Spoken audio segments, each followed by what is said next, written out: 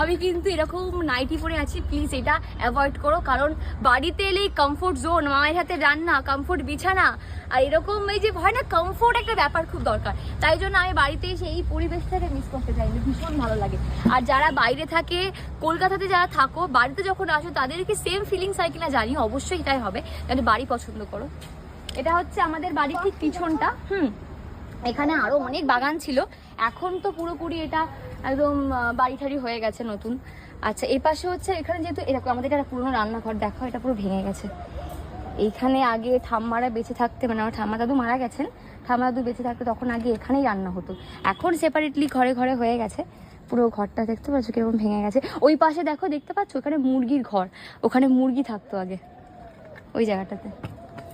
এটা হচ্ছে আমাদের ছোটোখাটো একটু হোম ট্যুর দিলাম, তেমন কিছু নেই দেখানোর, তবে অনেক কিছু আছে, দারুণ হয়েছে। আর এই যে এদিকে চলে এসো।